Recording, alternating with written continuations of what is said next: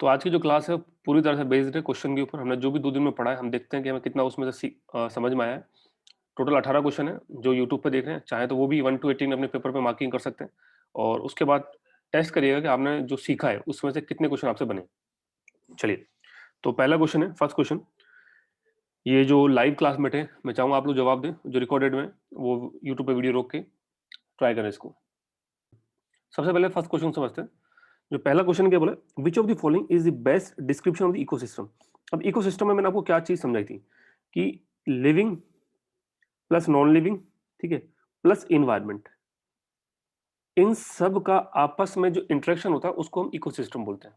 ठीक है, अब ये जो वाला लास्ट बी ऑप्शन का, that part of the earth which is inhabited by the living, तो बायोस्फीयर होता है, पता है हमको। लास्ट वाला द फ्लोरा एंड फोना, आज जानते फ्लोरा प्लस फोना को मिलाकर बायोटा बोलते हैं, तो ये भी ठीक है। तो ये दो तो कट गए। अब आते हैं ए या सी पे। ए क्या बोल रहा है, एक कम्युनिटी ऑफ ऑर्गेनिज्म इंटरेक्टिंग। अब आपको ये मिल गया सर इंटरेक्टिंग, इसका मतलब ये हो सकता है, बिल्कुल हो सकता है। See, a community of organism together with the environment. अब इसमें चक्कर क्या है इन दोनों में, इस यूपीएससी ने क्वेश्चन जब दिया था 2015 का क्वेश्चन है, ठीक है, इसके ऊपर कंट्रोवर्सी बहुत सारी हुई थी, कई लोगों ने इसको ए के लिए, बाद में जो फाइनल आंसर की आई यूपीएससी का उसमें उसने सही जवाब था सी। ये उसका रीजन यही है कि यहाँ आप कम्युनिटी का इंटरेक्शन बता रहे हो आपस में, इन्वायरमेंट का लिखा लिखा लास्ट में पढ़ो, ये वही वाला लाइन विद वन अनदर। लेकिन जब आप इस वाले क्वेश्चन में आओगे, कम्युनिटी इस ऑप्शन में ऑफ ऑर्गेनिज्म टुगेदर, तो अगर वो एक साथ है और अपने इन्वायरमेंट के साथ है, तो उनका मानना ये था, ये वर्डिंग जो उसने दी है, वर्डिंग के अंदर ही इंटरेक्शन बोला हुआ है। एक कम्युनिटी ऑफ ऑर्गेनिज्म टुगेदर मतलब उनका इंटरेक्शन और उनके इन्वायरमेंट के साथ। तो थोड़ा सा इसलिए ये जो क्वेश्चन था, ये उस समय भी बहुत सारे विवादों में रहा था, बट इस पर ज्यादा टेंशन नहीं, कई लोगों को अगर इंटरेक्शन पकड़ोगे तो वॉइस से ज्यादा ठीक है। लेकिन यूपीएससी ने जो अपना तर्क दिया उनका लॉजिक भी ठीक है, क्योंकि यहाँ इन्वायरमेंट टर्म नहीं है, ये सिर्फ कम्युनिटी आपस में इंटरेक्ट हो रही है। जबकि हम जानते हैं इकोसिस्टम में नॉन लिविंग, लिविंग और इन्वायरमेंट होता है और उनका आपस में इंटरेक्शन होता है। इन्वायरमेंट यहाँ मौजूद है, कम्युनिटी मौजूद है, और ये जो लिखा है कम्युनिटी फॉर ऑर्गेनिज्म टुगेदर, ये इंटरेक्शन को बता रहा है। तो इसलिए यहाँ ऑप्शन हो जाएगा सी। कई लोगों ने ठीक किया, कई लोगों ने नहीं किया। क्वेश्चन नंबर जो सेकंड है, which of the following term describe not only the physical space occupied by the organism but all. देखो दो चीज आ गई, एक तो फिजिकल स्पेस आ गया और एक रोल आ गया। और आप जब जानते हो जब भी फिजिकल स्पेस या फंक्शनल रोल कौन दिखाता है, नीच, सिंपल सा था। तो ये आंसर हो जाएगा इकोलॉजिकल नीच। ये तो बहुत सिंपल सा क्वेश्चन है, सभी ने ठीक किया ही होगा आई थिंक। एक बार मैं कमेंट भी चेक कर लेता हूँ।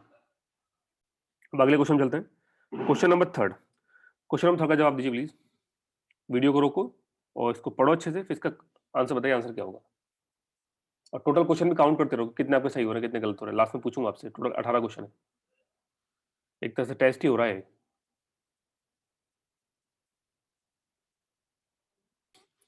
देखिए, हम मैंने आपको बताया था इकोलॉजी क्या होती है, अगले भाई साहब ने की थी स्टडी होती थी।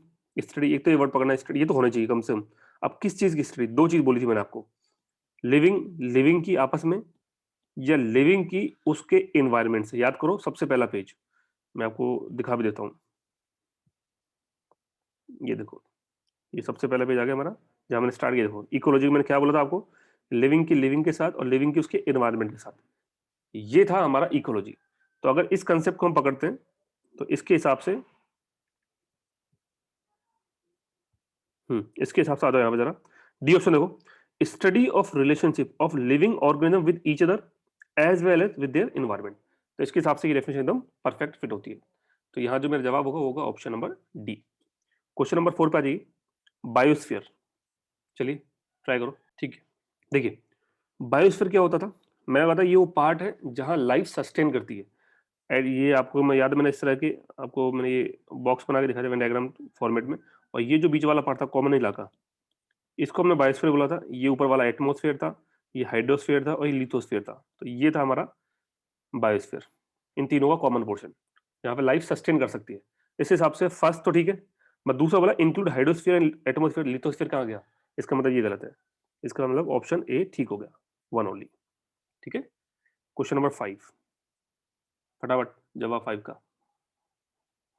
देखो बहुत आसान है, आपको अच्छे से पता था। इकोलॉजी हकले भाई साहब ने दी थी, और इकोसिस्टम को टेंस लेने दिया था, सही तो है, दोनों ठीक है, बोथ डन। 5 तो बहुत आसान था। 6 क्वेश्चन बात है, which of the following is correct. Try करें, क्वेश्चन नंबर 6 ट्राई करें। देखो बहुत सिंपल है, मैंने ये सारी चीज आपको बता रखी है। पॉपुलेशन का मतलब क्या होता था, पॉपुलेशन मतलब होता था एक अकेला बंदा, मैं अकेला, पॉपुलेशन है, ठीक है, एक अकेला। या मैं बोलूं इसके अंदर, अगर सेम स्पीसीज के लोग हैं, तो उसमें पॉपुलेशन बोलते हैं। पहले इंडिविजुअली बात करते हैं। जब हम कम्युनिटी पे आते हैं तो कम्युनिटी के अंदर कौन होता है? डिफरेंट स्पीसीज के लोग। एक जैसे मैं बोला कि हिंदू कम्युनिटी, मुस्लिम कम्युनिटी, तो अलग अलग स्पीसीज बोला ना मैंने, प्राणी, अलग अलग तरह के प्राणी है।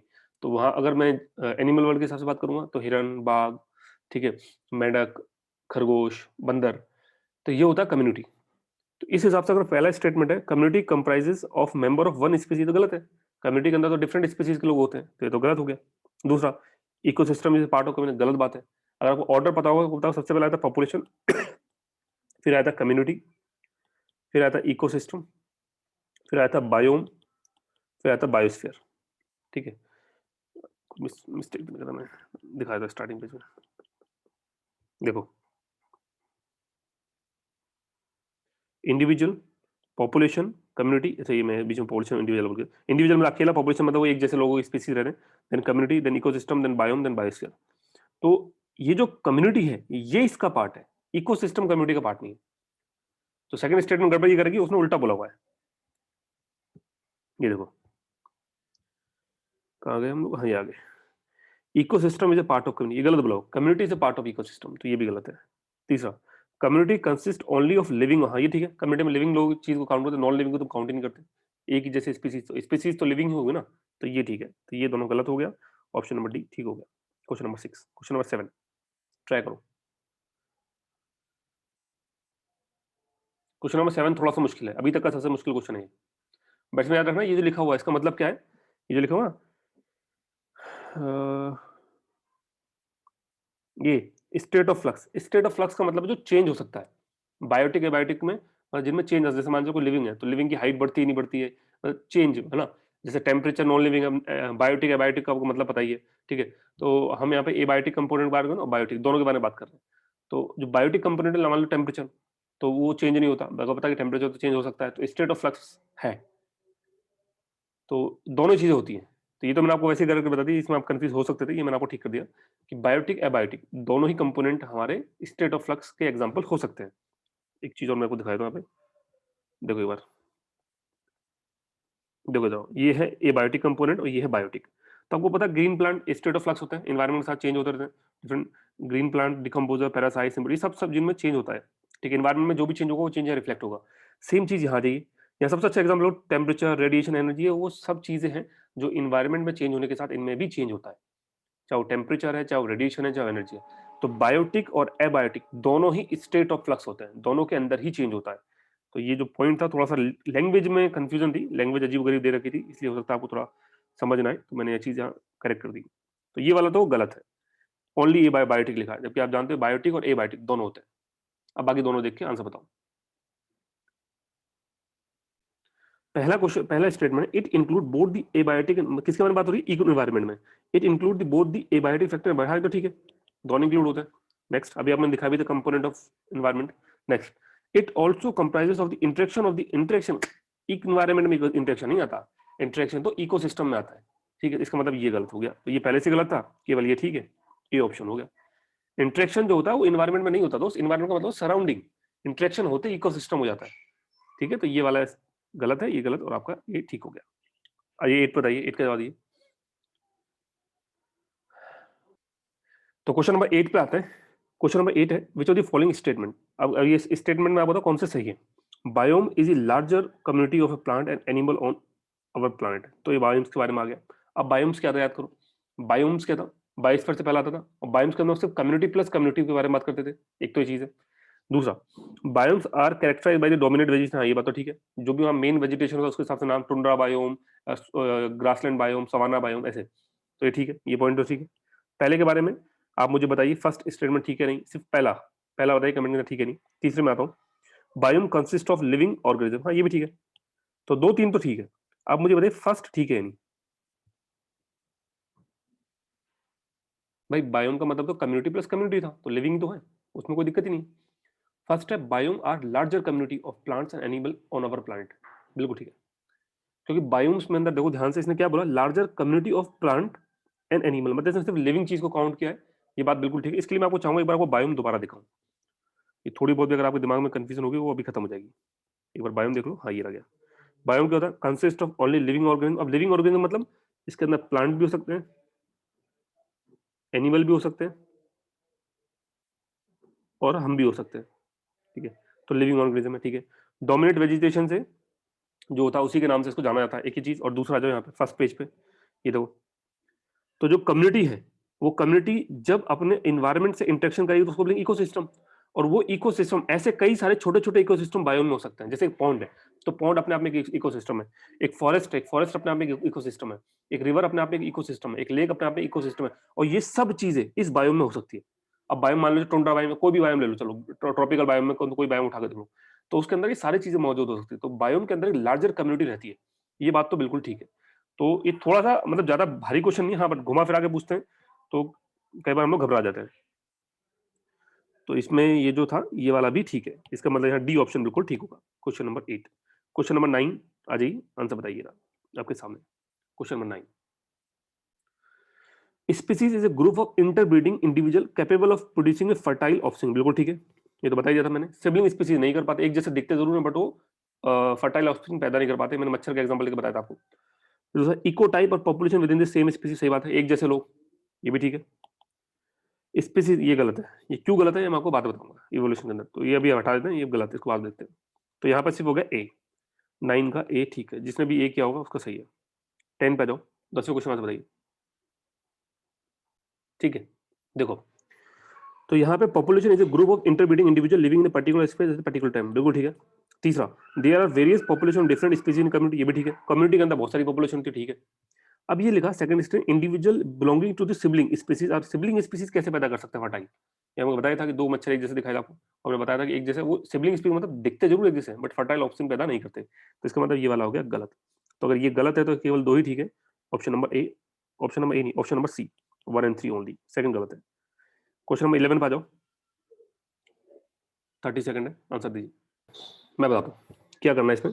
Habitat of the two species overlap, आपको बताना हैबिटेट हो या नीच हो, दोनों ही ओवरलैप कर सकते हो, कोई बड़ी बात नहीं है। चार और आंसर आए, जरा देखते हैं।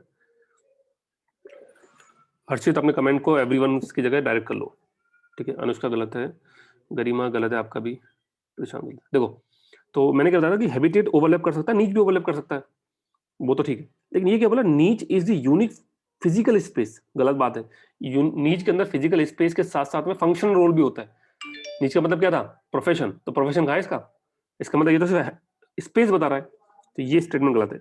Unique physical space plus functional role या कोई प्रोफेशन, तो ये गलत है, इसका मतलब सेकंड स्टेटमेंट गलत है, तो सेकंड वाले गलत, ये गया ये गया, अब बचे दो ऑप्शन। आप जानते हो जो फर्स्ट स्टेटमेंट तो पहले ठीक है, तो इसका मतलब ये हो गया, थर्ड पढ़ने की जरूरत भी नहीं पड़ी हमको। फिर भी देख लेते हैं, habitat fragmentation the major contribution in loss of biodiversity, ठीक है। जब किसी का घर ही नहीं बचेगा तो वो रहेगा कहाँ पे, तो बायोडाइवर्सिटी ऑटोमेटिक खत्म हो जाएगी, ठीक है। तो यहाँ होगा ए ऑप्शन 11 का। 12 पे आ जाओ, चलो बताओ आंसर। नीचे वाला कंसेप्ट जो मैं आपको नोट में लिखा, पॉइंट लिखा के समझाते नीचे के अंदर, ये वही है सेम। और आपने अगर वो पॉइंट अच्छे से पढ़ा होगा तो आपको इस क्वेश्चन को कभी भी गलत जवाब नहीं दोगे आप। मैं देखता हूँ अभी, पता चल जाएगा क्लास में से कितने लोग, दोनों क्लास से कितने लोगों ने सीरियस होकर लिए, वो आपके मार्क्स से पता चल जाएगा लास्ट में,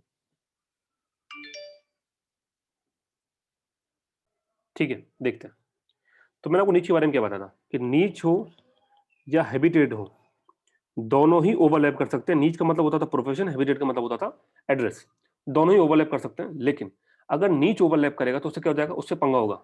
अगर एक शेर है जो किसके पीछे भाग रहा है, हिरन के पीछे, एक मान के चलो चीता आ गया, बाघ आ गया, वो भी हिरन को मारा, दोनों का फंक्शन एक है, हिरन को खाना। तो अब हिरन तो एक ही है, खाने वाले दो, तो दोनों के बीच में लड़ाई होगी, तो शेर जो चीता को मार देगा, बाघ को मार देगा, शेर बच जाएगा।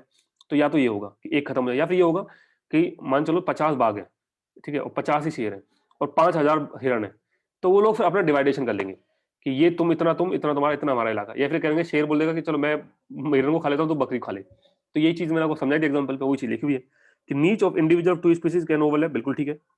Overlapping of niche lead to inter spacing competition, ये इंटर स्पेसिफिक, तो इससे कॉम्पिटिशन होगा, मैंने बताया आपको, ये भी ठीक है।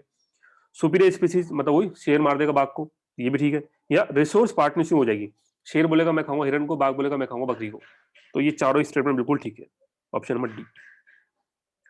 13 पढ़ो, जवाब दो। टेरिटरी, इलाका, कुत्तों का इलाका होता है, होम रेंज, जंगल, जंगल में कितने इलाके हो सकते हैं, याद आया, ये वही है।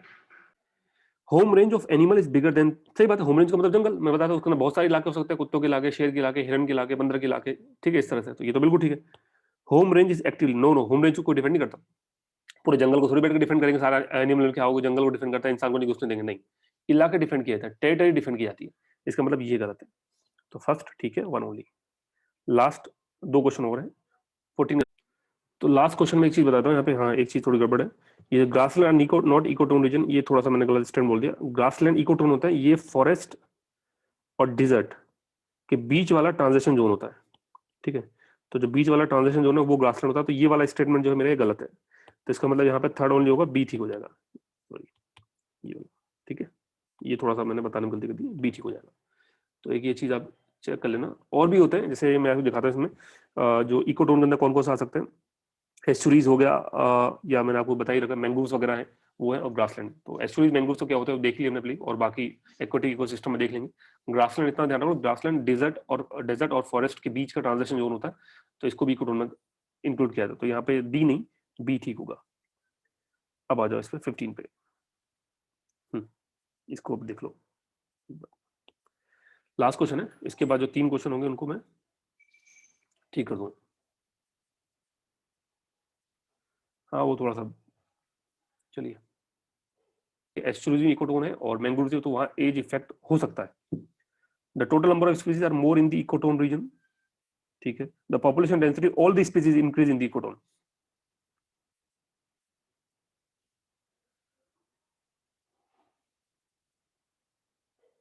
तो भाई देखो, हाँ सबका जवाब आ गया, अब ठीक हो, अब देखो मेरी बात, एज इफेक्ट एस्चुरीज और मैंग्रोव में होता है क्योंकि ये इकोटोन होता है, ये बात तो ठीक है। एज इफेक्ट का मतलब क्या होता है, पता ही आपको एज इफेक्ट का सेंस क्या है, बताइए एज इफेक्ट क्या होता है कमेंट के अंदर। ट्रांजिशन जोन है, उसमें दोनों एडजेंट जोन से ज्यादा आपके पास पॉपुलेशन हो जाती है स्पीसीज की, उसको बोलते हैं एज इफेक्ट, मतलब उसी पर्टिकुलर इलाके में ज्यादा आपको स्पीसीज मिल रही है, बजाय दोनों ट्रांजेक्शन, दोनों चाहे आपको लैंड मान लो, चाहे आपका एक्वेटिक सिस्टम मान लो, उनसे ज्यादा पॉपुलेशन आपको कहाँ मिलेगी, जो स्पीसीज की एस्चुरीज में और मैंग्रोव्स में, तो इसको बोलते हैं एज इफेक्ट। तो ये तो ठीक है कि एज इफेक्ट एस्चुरीज और मैंग्रोव्स पाया जाता है, the total number of species are more in the ecotone region, ये भी ठीक है, ये बात भी ठीक है, ये दोनों तो ठीक है। थर्ड बात है, population density of all the species is increase in ecotone, ये गलत है। ये मैंने आपको बताया था कि इकोटोन लो टेंशन ही हाई टेंशन का रीजन होता है। तो मान लो मछली है और सामने से आगे कौन, मछली, और सामने से मान लेते हैं, अज्यूम कर लेते हैं कोई मछली को खाने वाला कोई मान लो, मगर मछली लेते हैं, मगर मछली दोनों इकोसिस्टम हो जाएंगे। कुछ और एग्जाम्पल बताइए, मेंढक ले लेते हैं, मेंढक और कोई प्रेल लेते हैं, तो कोई ऐसी चीज जो है दोनों वहां टकरा रहे हैं, या तो उनको टकराने के बाद क्या होगा, जो एक स्पीसीज होगी दूसरे को खत्म करना चालू कर देगी, अपनी डोमिनेंसी बढ़ा लेगी, और दूसरी ऑटोमेटिक कम होती जाएगी। लीनियर सिस्टम बताया था मैंने आपको इकोजोन के अंदर। तो यहाँ क्या होता है, इकोटोन में एक स्पीसीज तो बढ़ती है और एक लीनियरली डिक्रीज होती है, तो यहाँ सभी स्पीसीज इंक्रीज नहीं होती, तो ये वाला गलत है। तो यहाँ आंसर हो जाएगा 1 और 2।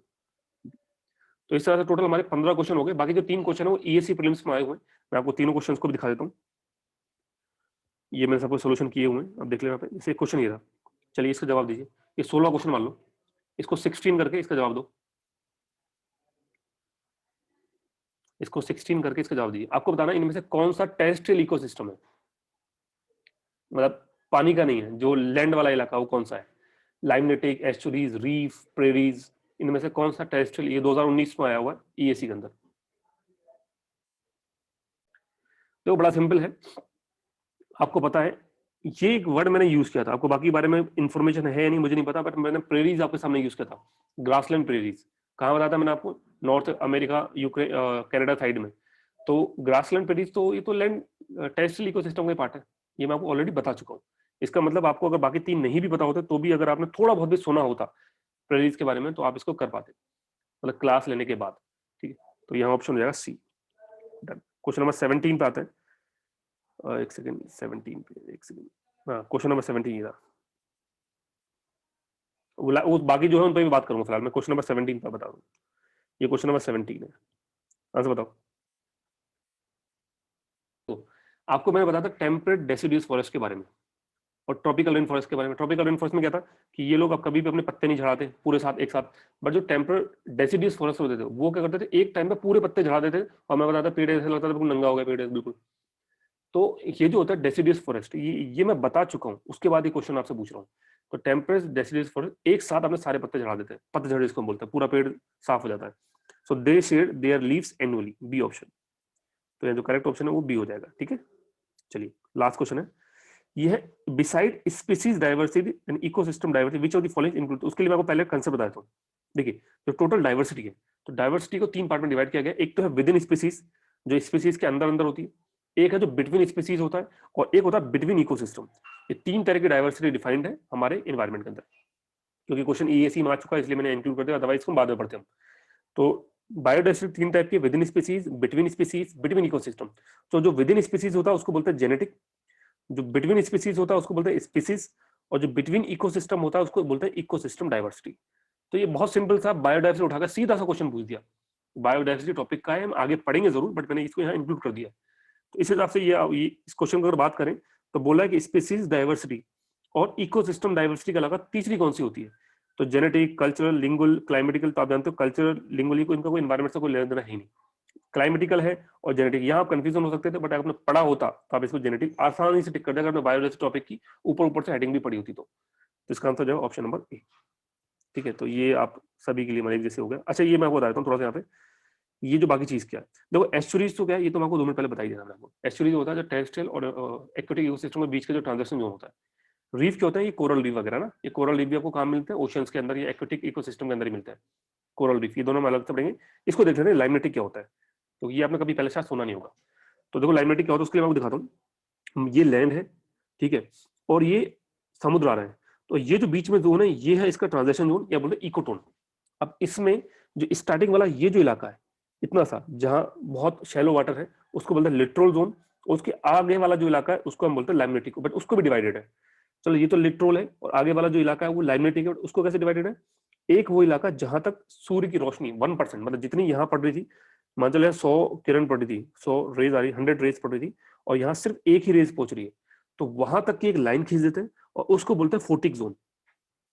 फोटिक जोन का मतलब क्या है, वो इलाका जहां रेज जो है कम से कम एक सेकेंड, एक सेकेंड प्लीज, बात करता लाइमेटिक जोन के बारे में। तो आपको पता है कि ये जो है ये ओपन ओशन है। इस ओपन ओशन के अंदर अगर यहाँ टोटल 100 रेज आ रही है, और वो लाइन जहां तक सिर्फ अगर एक रेज पहुंची, मतलब 1% पहुंच रहा है जो सरफेस पे आ रहा था उसका, उसको हम बोलते हैं फोटिक जोन। उसके नीचे जो होता है उसको बोलते हैं एफोटिक जोन। और ये पूरा हमारा क्या होता है, लाइमेटिक जोन होता है। और ये आगे वाला जो है लिटरल जोन, ये लिखा हुआ है सामने आप लोगों को, थोड़ा सा इस इमेज को ध्यान से देखोगे तो इनिशियली लिटरल जोन है, उसके बाद लाइमेटिक जोन है। लाइमेटिक जोन को भी 2 पार्ट में डिवाइड कर दिया गया, एक फोटिक और एक एफोटिक। थोड़ा कंसेप्ट है आगे का एक्वेटिक इकोसिस्टम का, बट पहले बता दिया मैंने कि क्वेश्चन इंक्लूड हो चुका था इसलिए। तो लाइमेटिक जोन क्या होता है, open and well lit area of a free standing water of the water body of fresh water such as lake और पॉन्ड। वेयर लिटरल जोन क्या होता है, not including, littoral zone limnetic zone जैसा नहीं होता, अलग होता है। इनिशियली आपने जो देखा ये वाला शैलो नियर शोर ऑफ नियर शोर area of the water bodies, इस तरह का जो बहुत, जहां पे आप आराम से खड़े भी हो सकते हैं, ठीक है। तो इसलिए आपको देखा इसी जगह अगर इतना शैलो इलाका है, तो यहाँ जो एनिमल की पॉपुलेशन है बाकी जो भी लाइमेटिक जोन है उसके कंपेरिजन थोड़ी सी ज्यादा होगी।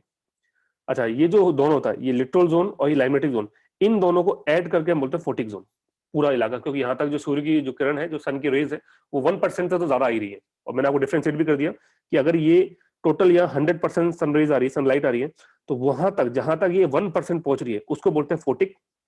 उसके नीचे वाला होता है एफोटिक, ठीक है, ऊपर वाला फोटिक या इओपोटिक बोलते हैं, एफोटिक या प्रोफंडल बोलते हैं। तो ये थोड़ा सा हल्का फुल्का सा डिफरेंस है, कुछ ऐसा कुछ खास बड़ा डिफरेंस नहीं।